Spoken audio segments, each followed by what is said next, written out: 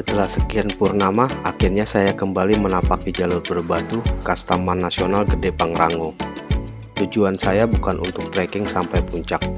Tujuan saya kali ini hanya sampai Curug Ciberem. Hanya sekedar melepas rindu dengan aroma tanah dan daun basah selepas diguyur hujan.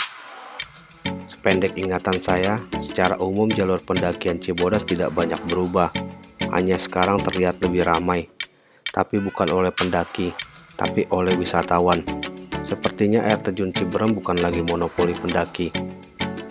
Melihat ramainya kawasan Ciberem, seketika itu juga saya langsung terngiang dengan istilah penikmat alam.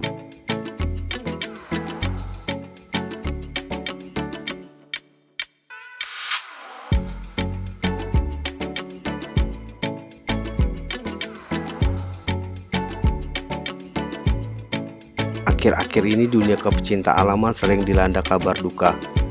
Mulai dari yang tersesat saat melakukan pendakian, pendaki tak bermoral yang selfie bugil di gunung, sampai dengan masalah sampah bertumpuk yang tak kunjung usai. Dan seperti biasa, jika muncul permasalahan di atas yang sebenarnya klise, yang sering dituding menjadi biang kerok biasanya adalah istilah penikmat alam.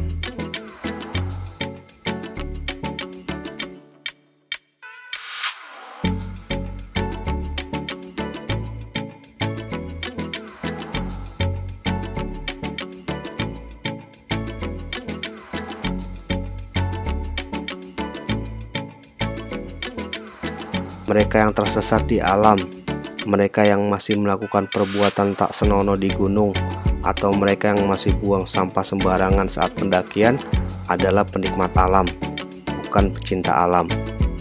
Karena katanya, penikmat alam adalah yang berkegiatan di alam sesuka hati, tanpa persiapan yang matang dan tanpa dasar pengetahuan yang mumpuni.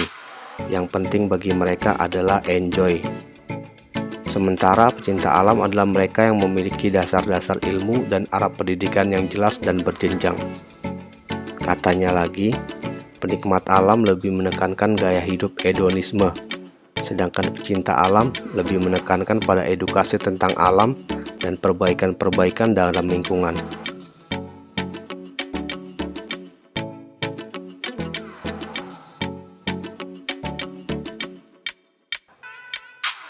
Benar, secara etimologi sudah jelas tersirat di mana keduanya memiliki arah dan tujuan yang berbeda.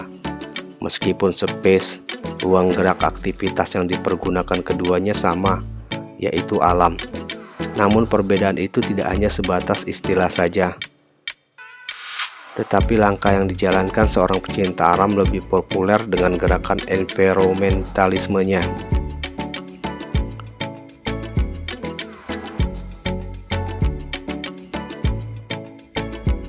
Bagi saya, pecinta alam bukan hanya sebuah sebutan atau julukan. Pecinta alam adalah sebuah prinsip hidup. Ketika kita memutuskan untuk menyebut diri kita sebagai pecinta alam, maka saat itu juga prinsip itu telah melekat pada kehidupan kita.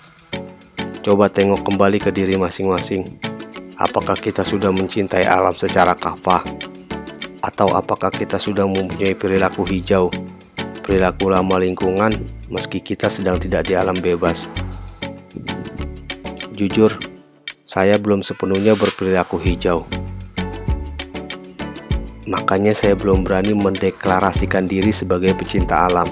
Saya cukup bahagia dengan sebutan penikmat alam. Tak perlu malu, lagian penikmat alam tidak melulu hadir dengan label negatif. Banyak penikmat alam justru menjadi figur inspiratif dan lebih berkontribusi terhadap kelestarian alam. Ini terkait dengan lingkungan, pergaulan, dan wawasan.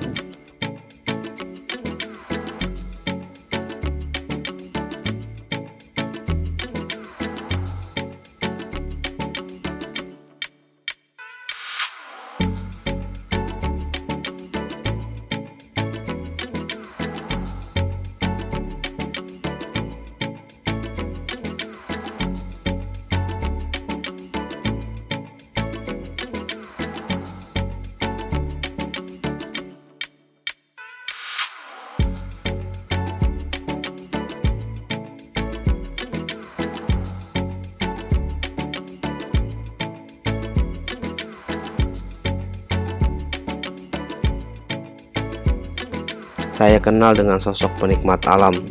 Alih-alih memuaskan hasratnya untuk pergi ke tempat eksotis di negeri ini, dia memilih untuk menyokong kegiatan reboisasi hutan di Kalimantan pasca kebakaran hebat beberapa tahun silam.